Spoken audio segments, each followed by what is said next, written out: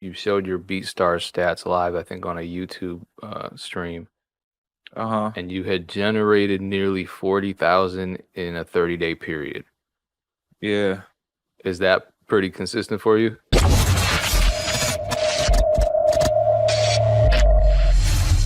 Let's be honest, you're not gonna find these videos anywhere else. Why? Because I make them. So it would really help me out if you subscribe. If you've already subscribed, what also really helps is if you like the video and leave a comment. It's hard in the era of clickbait videos on YouTube and negativity in the producer community, and I appreciate your support. Thank you so much. I hear them say stuff like, in order to sell beats online, you got to make trap beats, or you have to make trendy beats, or what sounds like what's playing on the radio. Uh-huh. In your experience, is that true? Nah. Um, I definitely, try to make that as well, but nah, that's not true when it comes to selling beats. People are just always looking for something different. You never know what they're looking for. You just might have it. Yeah, I was. Who was I talking to? I guess Dreamlight. We were having a conversation just about kind of the soulful beat niche on YouTube specifically, Uh-huh. and I'm like, yeah, I put Othello under that umbrella of soulful beats, and there aren't that many of us making those types of tracks. Yeah, I know, right? Makes it less competition. Yeah, that's a fact. You got any favorite plugins that you use or find yourself using pretty much regularly? um, Definitely Atmosphere and that's like the main one when it comes to like synths wise and finding like sounds. But when it comes to like effects, definitely and like compressors and stuff, I use the Ozone and Waves. It's And like you my love go-to. EQing the hell out of samples too. You just use Yeah. the stock EQ, or what do you use for that? Uh Comes to I use Fab when it comes to that. Fab filter. Forgot to mention that one. And what do? You bandpass, or you just low shelf and high shelf at the same time? It usually depends. It's always different.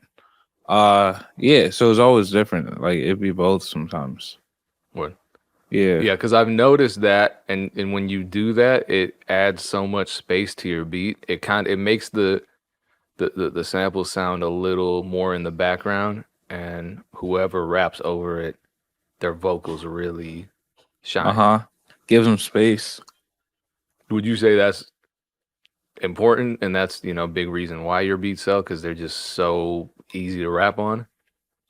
Yeah, and I always notice the ones that because I sometimes I would have picked something out that I thought was very complex and it wouldn't sell as much. And I'm like, yo, why isn't the one that sounds better selling more? But then I realized the more simple, and the easier for the vocals to be on there, the more so. It's always the most simple ones that sell the most. It's crazy. Yeah, that reminds me of the conversation I had with Bubba Got Beats, because he did the 10 tones challenge, and I feel like your beats and his beats sound very different stylistically, but in terms of spacing and in terms of a lot of the elements, I'm like, there are similarities here, in terms of how you mix, how you approach constructing a beat, how you approach the different elements that you put in a beat. Uh-huh. I don't know if you feel that way. So you had a really dope moment, and this is like, it's so funny because have you ever heard people try to draw a line between internet producers and the industry, and they'll say stuff like, industry rappers don't want tight beats, real rappers don't want tight beats, Yeah. record labels don't want tight beats. Yeah, it's weird, yeah. So that's why, and when this is an exciting moment. You had this moment when Meek Mill filmed himself freestyling to one of your beats that went viral, and uh, you tweeted, "This is another win for," I think you said, for internet producers, or this is a For big one YouTube for producers. YouTube producers. Yeah. Yeah. Um. Yeah. Oh, that was crazy. Yeah. How did that happen? How did he get that beat? Uh I assume YouTube. Like when in the video he's on YouTube, like I can see it, like he's on my channel. and like my tags are going throughout. So yeah, I assume it's YouTube. And he said, like, I was looking in the comments on Instagram, he said he just typed it in. That was what was first, like I was ranking like crazy on that beat. So I mean on that keyword, Meek Mill type beat. So that must have been the first one. And I'm guessing he was like, yo, it's just fire, pull it up. And he actually recorded it, and I saw on his story like weeks ago, but he just deleted it right after for like a smidget. So like, but this was like so different. Like he actually recorded this and made it like a freestyle and whatever. So yeah, that was just a really blessing, yo. It was like clutch, you know, like it came out of nowhere, and I was like, wow, amazing. Like so, Well, you and Meek are in the same city, right? yeah. I don't know if he stays in Philly, but I know he's from Philly. So is there some outreach going on? I mean, I don't really know, to be honest. Fair enough. Like, oh, do I reach out to him? Well, I just mean, are is there like a conversation happening? Oh yeah, that's what I hear, but you know, you just hear it. Yeah, yeah. I wasn't sure if I'm trying to dig for some exclusive content here. Don't Some mind. sauce. Yeah. So okay, because yeah, when I type in, if I just go to YouTube right now and type in Meek Mill type beat, you come Uh-huh. up number one, Yeah. and it's that beat that he used in his viral video. Yeah. So that goes to show you we've had a lot of conversations about ranking on YouTube, and that goes to show you the importance of ranking on YouTube. Because if he had, if your beat was on page 20 and not page 1, he probably never would have heard it. Yeah. For real. So I definitely want to talk about that and your strategies with regards to YouTube and SEO optimization. I know you know a lot about that stuff. Has that attention from Meek Mill's viral clip translated into more followers or more beat sales for you? Sorry, can you say that last part? I disconnected my headphones. I heard past the SEO, like the searching. Yeah, so now that you had all this viral success and viral attention Yeah. from this Meek Mill moment, has that translated into more sales for you? Oh yeah, for sure. Especially for that beat. It went crazy. Even crazier after that. Like it actually hit 1 million on YouTube now. It was at like 800 something when before me got on it, and then it hit 1 million, and then people just started like buying it even more, like and like tagging me in it and tagging Meek in it and stuff like that. So We yeah, have a it's question crazy. coming in. We're gonna have questions coming in throughout. I'm just gonna try to ask the relevant ones. So Mixtape B King says, how long have you been using the Meek Mill tag to rank so highly? I started in 2018, and yeah, I just kept consistent with it, and I feel like me being from Philly helps a lot more because whenever I go to studios around here, like they're always using my beats in Philly. So I feel like the location, me being in Philly, just makes more sense as well. And I weirdly feel like that helps with me rank even more. Like I don't know why, but like I feel like that has something to do with it. And yeah, just staying consistent with it and actually hitting the target, like making like it really sound like Meek is going to actually be on it. Like, you know what I'm saying? Like I feel like some people say it's a type B and it don't even sound like the artist is going to be on it. So if someone's trying to listen to it, they're not going to be like, I hear Meek on this. Like if you don't hear Meek on it, so definitely just making it make sure it sounds like it's a Meek beat. It's definitely important. Here's a question. You mentioned your headphones. I had to switch headphones for this broadcast to the I guess these are the Sennheisers. Usually I use the AKGs for mixing, and I really like them, but they have this kind of uncomfortable thing at the top. Uh When huh. you take it off, you feel like a stegosaurus because it puts an imprint in your head. What kind of Yeah. headphones do you use for mixing? I don't really even wear headphones for mixing. I just mix with the monitors. What kind of monitors do you use? SH8. Oh, the Yamaha HSA. Yeah, the Yamahas. Yeah. I got those. Why aren't I ranking number one on Meat Mill type beat? What kind of mixing tips would you have that you maybe wish you had when you had first started? um uh make room for the vocals, I guess. Take out some of the highs sometimes. I don't know. I don't think my mixing is crazy, so it's not much I feel like I've learned, to be honest. Um, yeah, and like I just always try to make my 808s like really slap, like so sometimes I give them a little extra push in the low end, but that's it. You're just boosting it on the EQ. Do you do anything with the kick? Like, do you sidechain? I know a lot of producers sidechain their kicks Yeah, to their never. solos. Not never at Nah, all. no. I think that's I don't know. I could understand that for like EDM, but not for hip hop. Do I you just have favorite drum kits that you use that you just that have they're your go-to kits? They just sound good every time. yeah. I kind of made my own. I haven't released it, but I do have one. And other than myself, I say like OZ, KBZ. Um I like Boy Wonder's kit, Wonder Girl, like that type. Their stuff's hard, yo. This is a good comment. DJ Payne doesn't understand it takes hard work. He makes excuses on monitors. My bad for making excuses for myself. Yeah, they started commenting. Every time. Um, you produced a record on Pop Smoke's Meet the Woo 2. How did that track Yeah, get placed?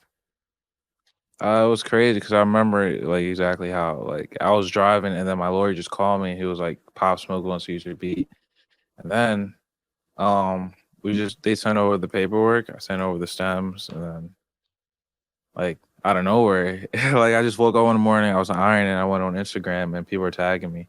I mean, like Instagram, they're DMing me like, "Yo, I hear you beat." And there's always people from YouTube that point it out first for me because they hear my beat on YouTube.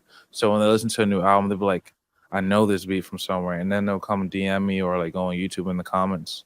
That's usually how I get it first, if I don't see it first. So yeah, I saw that and that's how it happened. How did he find the beat? I assume from YouTube. To be honest, which is crazy. And it was a Meek Mill type beat. Mm. Yeah, coincidentally, right? Well, okay, so here's a question then. Was that beat pretty popular already? Was it getting a lot of views, or was it one of the lower ranking ones? It was like 80 something thousand. So I think that's like medium. That's like okay. Okay. So yeah, It's all relative. It's chilling. Yeah.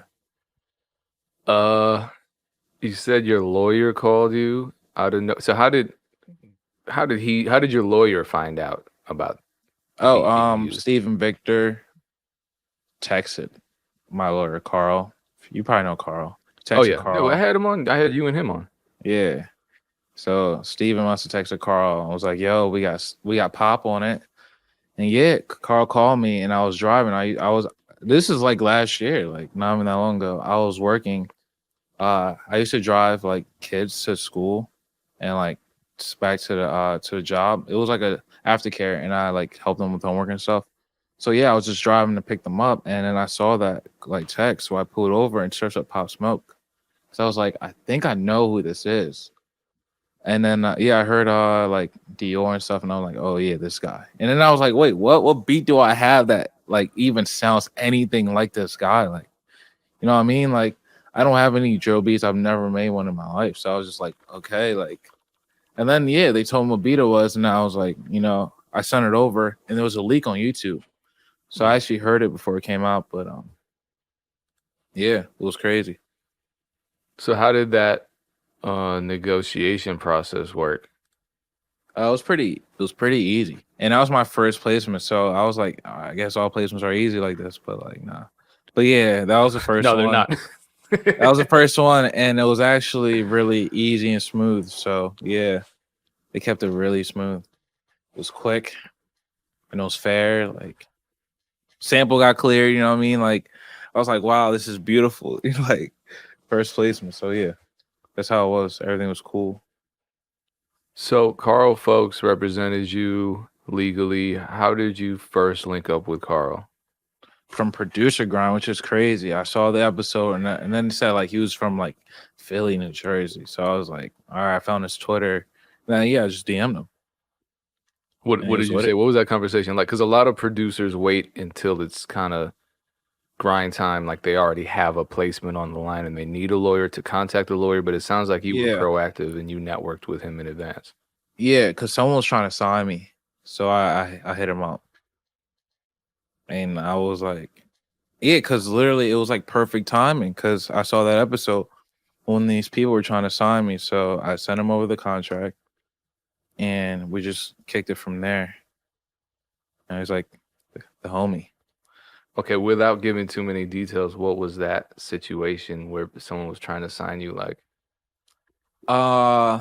Well, they're like, where are they? They're like this label around Philly. And yeah, they were just interested in signing me. And at the time, of course, I'm hyped because I'm like, oh, this is my first deal. Like, this is crazy. They could probably help me get placements. Then I showed Carl, and Carl's like, yeah, like, definitely don't do this. So it's like, all right, trust you, Carl. I didn't do it. And then I learned after, like, yo, like, I would have been crazy to sign that. You know what I mean? Like, so yeah, it was was it a production definitely. deal? What was it? Like, they were like, we can help you get. I don't even like remember this kind of stuff. They're like, we can help you get placements with like all these people that they know and to get placements with and stuff like that. Like, and yeah, like it was a publishing deal. They wanted to take 50%. So okay, so this Yeah. could have been really bad because now you Yeah, it have could a have gang of definitely. placements and you Yeah, would by be myself. by Yeah, I yourself. know, So right? you're not splitting with anybody at this point. Exactly. Like that would have been a bad one. Terrible. And the whole time I was sketchy about it, like I was excited, but I was still thinking, like, yo, like, do I really want to do this? Because the part that I don't like is how they could take a percentage even if they don't get the placement for me. Like, then it's like, okay, like now you're just chilling, eating off of me for like while I'm out here, you know what I'm saying, running around getting placements, and you're just at home, like, or just like in Miami or something. Do they offer you in advance? Oh no. Oh wow, So they it was weren't just gonna like, give you anything. nah, like it was just gonna take. So yeah, nah, I skipped it over, and yeah, I don't think that was the only one either. Like, there's been a few, and yeah, it was just been turning them down. That was just terrible. That's just crazy. Yeah, I'm definitely not the only one that gets them though. I see them on people complain about it on Twitter all the time. Like, Yeah. people just getting offerings, anything. Well, I'm seeing people getting offerings for distribution deals, for record deals, for publishing deals, all types of deals with companies that really don't exist in any real way. And oftentimes they're asking for money from the person they're trying to sign. Like a manager saying, I'll manage you for 2,000 a month, or I'll manage you for 300 a month, or I'll sign you to a distribution deal for $500 or something crazy. You still get that then. Yeah, that's weird, yo. Nah, definitely don't take that. And it sounds all good in the moment, especially like if you're 16 or something. Like, they're probably like, yes, like I'm on. You know what I'm saying? Like, and they want to just take that, and it's like, bro, what are you doing? Like, you could just wait. You know, I have a cousin who's a producer, and I'm always telling them like, just chill. Like, you don't have to sign stuff right away. Like, it's not that serious. Like, Yeah. Um it's sad to see happen, especially for younger people who really don't even know what their options are, and someone comes along with a deal and talks their ear off and finesses them into thinking that this is a good opportunity, and then for the next however many years they're locked into a horrible situation. And then I yeah, think the worst part is like the kind of spiritual implications of that, where their spirits are just broken and they don't even want to work anymore. oh yeah, and they end up hating it because it's like slavery almost, kind of in a way. Like, it's terrible, yo. Yeah, if you're working, if you're locked in to paying somebody for all of your work and they're not doing anything, Uh huh. Yeah, where's your motivation to make music? It takes the love out of it. Yeah. It's even worse for artists sometimes. Like producers get it bad, but I feel like artists get it like terrible as well. Mm. It's both. Yeah, I mean, a lot of that is coming out with the whole Kanye exposing the contracts thing, but that's the Kanye level, and we're kind of talking about the getting DMs on Instagram level. So it sounds like it's just Yeah. happening everywhere on Oh, yeah. every Everyone's getting every everyone's getting it. That's the craziest level to see it happening at though, like because that's the level everyone wants to be. So to see that it's happening at that level as well, like imagine what it can happen to me. Like when I saw it happen in Hit Boy, I'm like, wow, like jeez. Yeah, you don't get bigger than him. Yeah, like dang. So, are you signed to any kind of deal now, a publishing deal, anything? No, I'm not. So you stayed independent. Why did you choose to stay independent, even though I'm sure you've had offers with all these placements? Because I just don't need that. Like the whole point, they say it's just for the advance. Like I feel like I'm independent enough where I make salary off of selling beats online. Like I don't need the advance. Like I can make that on my own. Like just take back my publishing when it's time to cut it. What kind of deal would make sense for you if you could picture the perfect deal that you would be willing to sign right now? What would that look like? Right now, I don't know. Not even gonna lie, I don't know. Cause I Like don't 80 like million? oh 80 million. Jeez, like I don't know. like what I have to do? Like, come on, for 80 mil, I probably have to do something crazy. But in the moment though, like nah, like I'm not really itching for any. I'm still trying to learn it as well, you know. So I feel like the more experience I get, the more people I talk to, then I can like weigh out my options instead of just jumping right to it. Yeah, I think that's part of the problem with signing is the whole process of these things is just they try to rush you, rush you, rush you, rush you, rush you. Have you ever had that experience with Oh selling a yeah. beat? Oh, I was selling a beat. Or like with to a I'm label, trying they to try to picture. rush you and say, okay, you got to sign this, otherwise Oh we're not yeah. using it I've on the had that project. happen. Yeah, and the song didn't even drop yet, and this is like months ago. They were like on me, like it was about to drop tonight or something, and it had. This is like, this is like the time that Pop Smoke were like we're doing that paperwork. So like this is like way back January, February. It still hasn't came out yet. So I knew they needed to chill. Carl told me too. He was like, "Yo, like." Don't get rushed by these guys. Like, like that's how they get you sometimes. Like, just relax. Like, if they really want to put this out, they'll wait. You think they were trying to rush you just so that you would sign and not negotiate higher? Right now I was talking about that for a placement for a song, but that hasn't. Well, that happened too for the deal that the guy wanted to pay me on for the publishing. That did happen, but yeah, like I was like some days I just wasn't even answering because I'm like still thinking about it. Like this is a big deal. Like you don't just I'm not like even at that time I wasn't itching for the money like that. So I was like, bro, like I'm taking my time. Yeah, I mean that recently happened to me with a major, and I feel bad because I had I brought in a guitarist to help, play on the record, co-compose with me, and like that. I think the album came out this week. I'm not gonna say which. I'm used to it at this point. All the placements I've gotten, it's like they call it an advance, but it's anything but. It comes months after the project's even dropped. Yeah. In most cases. Yeah. I'm having that right now too. It is what it is. Like that's why I'm just like I don't like that's exactly why I do this. Like so I don't have to depend on that. Like Yeah, it's for me. It changed everything because I was the idiot that had the major placements, and I thought I'm never going selling beats online. Why would I sell beats online? That's crazy.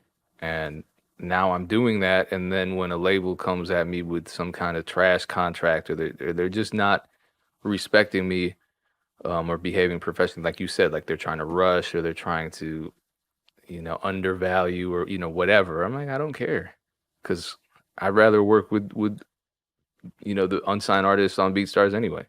Yeah, exactly. Building is way more important. Like, there's no need to chase the A-list anyway. It's like, what's the point? They don't care about you. Like, build with the people that are going to be on the come up, so that when they are A-list, if they make it there, which is like hopefully, then you're right there. You know what I'm saying? Like that boy wanted the Drake kind of thing. Like, I have a question. I think this is kind of complex. Have you ever had any issues with a big artist wanting a beat that was already sold? And I guess a lot of producers too. I think the second part is really important. A lot of producers are afraid that if they put a beat online and it's gotten licensed before, that a yeah, major artist isn't going to want it. yeah. No, that hasn't happened to me. Hopefully, it doesn't happen. Like, I don't. I feel like that's like something I don't want to deal with. So, I just hope that doesn't happen. But with the Pop Smoke record, that was a beat that had already garnered 80,000 views, right? So they didn't Yeah, care about that. yeah. Same with the Tory one. Like, they didn't care. Like, Okay, so the Tory Lanez Placement, that's a #1 album this week. As we speak, that's #1, right? yeah, crazy. And that was another beat that he got off of YouTube. Yeah. His producer found it on YouTube and they hit me up. Oh, his producer found it. Yeah, yeah. His producer found it. His producer, like slash engineer, found it and reached out. It was like send a pack, and that was one of them in there. And That's it crazy. was the one that he pointed out. So obviously that one was going to get like chosen. But yeah, Yeah, it's a different time because a lot of producers are just totally paranoid about putting beats online and thinking they can't do anything with those beats once they're online, and that's obviously not the case. yeah. Nah, it's still a possibility. Of course, it's not going to happen every time. Like, it's still like you know what I'm saying. Like, it's still a rare thing that happens. It's not as rare though, to be honest. But I feel like as time goes on, it's being less rare. But yeah, it's still a possibility. I say still do it. Here's another question. What are your thoughts on selling exclusives? Is that something that you do right now, or is it something you avoid? Nah, from the start, I've always been picky. Like, I think I've sold maybe like 4 or 5 exclusives in my lifetime, like max. Like, I'm not itching for that either because I'm all about it being good music. Like, if it's good music, like if an artist comes through and like I really like it, then of course we can do exclusive. Like, I don't even care about the bread like that when it comes to that. But however, like, I'm not selling exclusive just because you have the money, or like if you're upcoming at least, and if it's not that good, like, no, I'll just cut your deal on the limited rights. Like, I give you that option, but nah, exclusive. I usually just do it if it's major, if they really, because they need it. But if you're upcoming, like, you have to at least have a good song to it and have a plan before I do Because I mean, the exclusive. thing with like a beat like the viral beat that Meek Mill freestyled over, right? Yeah, 1 million views. That happened to me recently with a beat that went viral. Those beats generate a lot of money, yeah, they do. and so how do you price your exclusives? I feel like it's different for every beat, to be honest. I feel like every beat has different value to it in a way. So a beat like that I know is like definitely like high value. So I don't even know, to be honest, like, what it would go for exclusive. But something that has caught no attention that I'm like, it's all right, but this guy really wants it. Like, I'll kick off something fair, like, but yeah, be like that. I'm not too sure. But at this point, I feel like everyone in the world has wrapped over. Like, wow, you might as well just get unlimited rights. But I mean, I don't know. Do you have a lot of those conversations then? Because I know, I mean, for me, I have rappers contacting me every day asking for exclusives, and it's kind of one of those things where, yeah, I could ask you for a bunch of money for an exclusive beat, but is that in your best interest? Is that in my best interest? So I try to have a conversation with them and really figure out some kind of compromise. How do you approach those conversations? Yeah, it's like every day. And I just tell them the usual. Like um yeah, what I just told you. I'll give them the option. I'll say this is what exclusives go for, but in this case, like unlimited rights might work better, you know. And if the song exceeds like if it's going crazy, like yeah, we can negotiate exclusive. But I'm not just doing exclusive off the bat. Mm.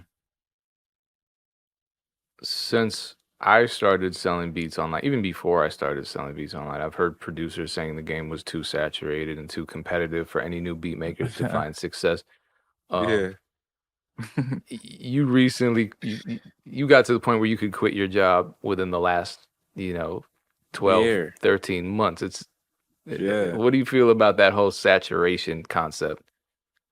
I used to believe it too, to be honest. Like I used to be one of them. I was like, maybe it is too saturated, and then I never did it. And then I did it, and then I was like, wow, like it's actually a lie. Like it's really not, and it is. But like you can make yourself stand out. Like that's just what it is, and that comes with branding. Like that's so important. If you're not branding, then of course you're gonna be in the saturation, like because you don't stand out, bro. What are some of the strongest branding decisions you've made for yourself? Uh, Even in the beginning, I didn't really know I was doing it until I started doing it, and I'm like, wow, I've been branding. Like one of them was using the red, like my logo's red, and then I look back and they're like saying the videos like red stands out and stuff, like Target. So I'm like, wow, like I guess that was a good one. And what else? Like I just sometimes there's certain sounds that I put in my beats that like you hear like often. So I feel that's one of them. Um The consistency, I feel like it's part of your brand. Like if you drop a lot, like that's part of your brand. And I mean, I don't know if this really helps because they say like you should use a bright background. Like I don't know if you've seen my videos, they're like black, like and white, like they're dark. But I don't know if that helps to be honest. Like I can't guarantee that helps. I don't know. I don't think it does. Well, you're branding right now because your room is kind of red. Um, you Yeah, said like something and of my hoodie's black, y- my hat's red. Like you know what there I'm you go. saying? Every time you see me. Um, well, you said something just now that I wanted to pick up on about On the colors? consistency. Oh, No, so you said dropping consistently is part of branding. yeah. Um, what kind of schedule do you put yourself on, and has that changed over the last couple of years? Uh, I've always just kept it to 3 times a week, at least. Like sometimes I'll slip off, but I'm like, like if I'm not posting because I have B block or something, and I'm like, all right, I'll just put in more hours into like, you know what I'm saying, like going through the marketing stuff, going through ads. But yeah, when it comes to uploading, I try to do 3 times a week. Sometimes I'll do less, sometimes I'll do more. I don't be too hard on myself because I don't want to hate it. Sure, sure. Uh, what did you do before? You said you were driving kids to Yeah, after yo. school program, and you were also a tutor. Yeah. Did you go to school before you decided to pursue music? No, I went to this engineering program though in Philly, and it was like I didn't really learn anything. I'm not gonna lie, like I wasn't interested in learning Pro Tools like that, but at least I have the experience. And yeah, I did that, and then like I just started popping off right after. So like everything came in clutch, like literally clutch, because I had no like I don't not that I didn't have an idea. I knew I wanted to do music, but I knew I didn't want to like have to stall time, like and work a job that I didn't want to work or go to school for something I didn't want to go to school for. So it came in clutch. So you didn't have to deal with the family dynamic of wanting to quit your job or to quit school to pursue music. Well, nah, like the whole thing with my parents was they just wanted me to go to school. Like they still want me to go to school, like really, really bad. And like I have African parents, so that's like their morals. Like you have to go to school. So like I have to do that, like probably. But uh everything else, like was pretty sweet for me. Like I stayed at home and I had a job. Like I actually really did enjoy my last job before I started making music. So I wasn't even in a rush to quit it. Like I was actually kind of sad quitting my job. I was like, wow, like I make way more selling beats than I am here. Like why am I still here? It was at that point. I was just like, wow, I guess I got to leave now. So yeah, I left in Christmas last year, 2019 December, and I just didn't go back after like the winter break. So yeah. All right, let's talk about income being a factor. Back in May, Yeah. so just a couple months after you quit your job, you showed your Beatstars stats live, I think, on a YouTube stream, Uh-huh. and you had generated nearly 40,000 in a 30-day period. Yeah. Is that pretty consistent for you?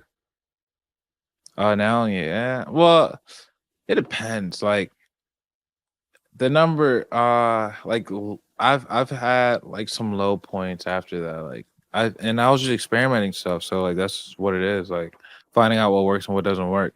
So yeah, like but I'm right back up there again now. So I know I have to do like a part two. Cause like and talk about what I went through, because I kind of went through it like a little bit. What were Like some things not that like you went through suffering, that you but like experimented with that I noticed some of my ads were valuable? running and I'm like, yo, like these numbers are like really high. Like I'm paying a lot of money into like ads and stuff. So I just had to go back and see like what I was doing wrong. Like because yeah, like I was just trying different numbers, like putting less into beats this week, like putting more and like changing keywords. Like I just been experimenting. So yeah, I didn't lose too much. Like I didn't go under like 30 or anything, but yeah, it was just back in between 30 to 40. You're talking So, about YouTube ads specifically, or other types of ads? um, just YouTube ads, but I've been getting into the Facebook ads. But yeah, it was really the YouTube ads that I've experienced with. Yeah, I think that's when I first started hearing your beats, just on YouTube ads. Um, Really? yeah, That's when you started doing that, because the thing about these ads platforms is they're not self-explanatory. It's not like posting a picture to Instagram. So how did you go about learning those ads platforms? I how did I start? I don't know. Maybe I think I saw someone else's ad before, and I was like, "How do you do this? Like, this is smart, you know?" So Mm. I just searched it up. Like, how do you run ads? Like, I'm pretty sure that's what happened. What kind of budgets did you experiment with, and what kind of seemed to work for you? In the beginning, I always saw they say start up with like $5 a day, but now I'm hearing like don't do that. Like it's nothing. So at first, I was starting off with like $5 a day for a beat, and yeah, it was still working, I guess, but it just wasn't really pushing. Um, but yeah, once I started throwing more into it, like putting more pressure on it, then it yeah, it's booming.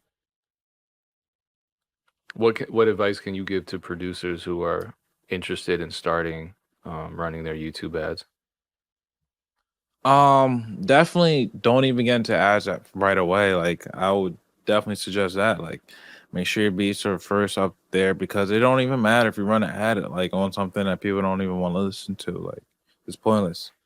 I say just work on your beats and try to gain somewhat of an audience without the ads. Like just put that extra work and like actually DM people, or like I don't know, like there's some strategies that you can run before you run ads, because but if you have the money though, you might be able to do it right away. But if you don't, I would say like there's definitely other ways before you run ads.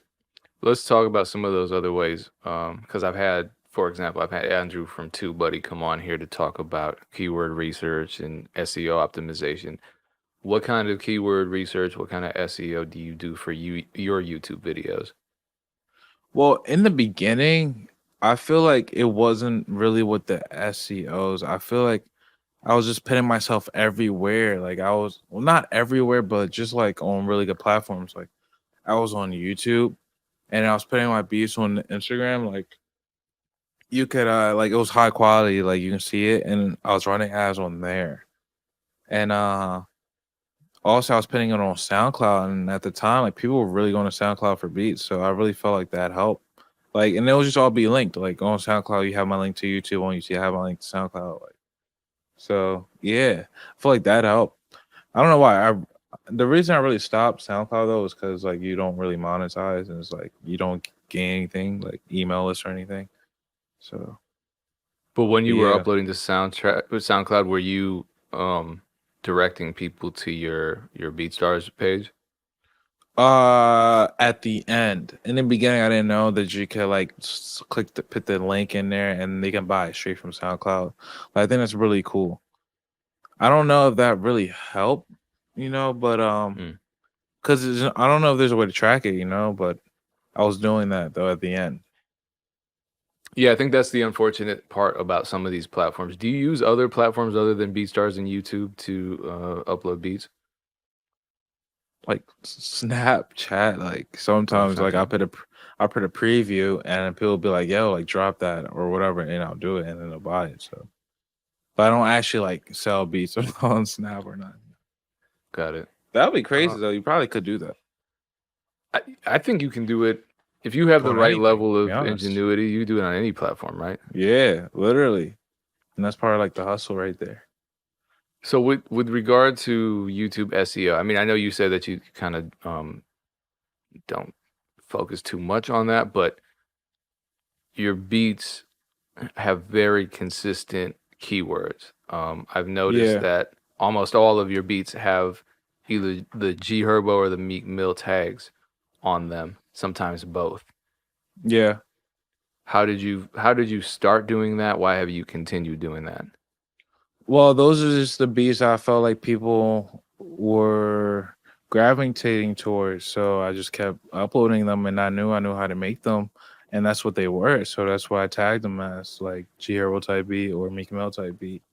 And yeah, I experienced because sometimes I want to add a different flavor to my channel, and I'm like, I want to throw another keyword on there, and just try to build on it. So I might like switch it over, and I started doing Drake, and I actually rank on like Drake sample type beat. It's crazy. Mm. Like, there's a few keywords that I rank crazy on. Like, it's like Nipsey, it's Rick Ross. There's sample type beat that I rank good on. Soulful, like. So there's a few like I experienced with a few of them. I try not to just rank on some like one thing. Like try to rank on multiple. That way you rank even more. Yeah. So what kind of tools are you using? TubeBuddy, are you using vidIQ to kind of look into the Yeah, rankings? vidIQ I use, and yeah, and just like the YouTube analytics, like you can like it's actually there for free. Like YouTube will tell you how well you're ranking. So Mm. What other parts of the YouTube analytics do you really monitor for yourself? uh is this vidIQ and YouTube like studio, like I have the app and I just check it, see if like and vidIQ I feel like is really the like the goat. Do you check your like click through rates or your watch time or anything like that regularly? Like sometimes like every now and then, like maybe like 3 times a week actually. Like I look at it and then yeah, I just see what's working this week and what's not. Like I look at it especially when it comes to running ads. Like I see what your ads are like people clicking on. I feel like that's important as well. Like you have to look at those keywords as well. That's what my part 2 video is going to be on actually when I do that live. I'm going to talk Well, about your that. your ad strategy with YouTube is that you're targeting keywords, right? Yeah. And yeah, like yes. It's not I feel like I'm targeting keywords, but like not just keywords, like a type of crowd. Like if you really think deep about it, like it's not just keywords. You're trying to like I don't know, get rank in a type of crowd and a type of like sound too, in a way. So yeah. But yeah, that's the goal though. That's the rank. What do you mean by that? I guess what do you do when so you're running an ad? How do you target people? How do you decide who is um seeing your ads? How do I decide who's seeing my ads? So like I said, like I run ads on like a type of sound that like I wanted to rank on, not just a keyword. Like, for example, if you're making like an R&B type beat, like let me see, like Chris Brown or something, then you got to think of another artist that probably sounds like Chris Brown, and then try to rank around that entire sound. Like, it's not just one keyword. Like G Herbo and Meek Mill are kind of in the same like sound. You know what I mean? Like, so it's trying to rank in a sound, not just like one keyword. So like yeah, like Rick Ross and Meek, it makes sense. Like Meek was on like Maybach, so like I So just thought target like both that. of those Yeah, keywords. like it makes perfect sense. You know, like don't just try to rank. Don't just think of the keywords. Like think of like I said, the sound and like yeah, the sound. But at the end of the day, you're still targeting a certain number of keywords, right, in the ad when you set Yeah, it up. So how yeah. many do you usually do? Like what do you limit yourself to? How many ads do I run? No, how many keywords per ad? Uh, just the ones that make sense. I used to think just load it up like everything like, and I'm pretty sure I said that in my last video. I was like, put a lot. But now I'm just like I do put a lot in the beginning, and then I limit them to what's actually working, so I don't have to spend a lot of money on stuff that's not on ads that aren't working. So yeah, I think a good solid 10 is good enough for that. That's 10, my but they're number. all I don't know. related. Yeah, they're all Okay. related, and now it makes perfect sense. Mm. Um. Let me touch So on. do and I've heard that YouTube ads don't help with video rankings in a direct way. They must help in some way. Have you noticed that running ads help with your ranking? I don't know when it comes to ranking. I know it helps when it comes to building up subscribers and views and comments, like, but I don't know when it comes to ranking. But I only run ads on stuff that like I'm ranking, like that like I know I can rank in. So I don't know. I kind of, yeah. I don't know if if they have anything, if they help with ranking or not. Okay, that's a good point. So when you decide which beats you're going to advertise, you look at which ones are already doing pretty well because if people already like them, then Yeah, so I know when they see it on the ad, like they're gonna click it because they're gonna like it. I think that's a, I actually go by how much it sells, like, mm, because at the end of the day, like you want to convert it to a sell. So I look at which beats sell the most, and chances are they're the ones that have the most views anyway. So it kind of do connect in a way. yeah, So because I yeah, think I a lot of decided on those. producers will kind of pick the beats that they like the best. And we you talked about this at the beginning. It's like the beats that you personally, as a producer, think are the best aren't necessarily the ones that rappers want. Yeah, it's crazy. Like my boy was here, Evan. He was telling me, he was here when I posted the 2020 Vision beat, and I don't remember this, but he said he remember like I was like iffy about it. Like I was asking like, yo, bro, do you think like this is like actually good enough? Because I actually do ask my friends sometimes, like, yo, like, I should post this on my YouTube. And he was like, yeah, like just post it, bro. Like it's fire. So like I did it, and yeah, and turned out it actually was. Yeah, that's crazy. I think a lot of producers have those stories about beats that they're iffy about becoming kind of their big sellers or their Yeah, placements. I know. It's crazy. Um, let's see some. Um, Actually, I'm gonna try to get some more questions in. I want to ask you a question, kind of a kind of personal. What are some of the sacrifices that you've made in your life in order to find success in the online beat licensing space? Definitely stop going to parties as much. Cause this is at the time like I graduated high school, so this Mm, was like senior summer when I started taking it serious. And yeah, I just didn't go to as many parties. Like I was down senior week, like with my laptop cooking up beats down there. So you just have to really lock in. Like I used to hear that all the time too before I started like getting success. Like they'd be like, just lock in. And I was like, how? I'm supposed to like go out, hang out with my friends and stuff. So I just took it serious and just really locked in. You know what I'm saying? Like you really gotta lock in. And yeah, just learn about it and understand how it works, you know? And yeah, really what I think you have to do. That's what I did, and that's what worked for me. Here's the question, and I think Oh yeah, this the is sacrifices though. But oh, my yeah, bad, go like ahead. I just didn't go out as much, and yeah, and I still don't. Like, you know, you're gonna catch me in the studio before you catch me at the bar or something. Like, even if COVID wasn't happening, like that's just what it is. But yeah, that's the sacrifice.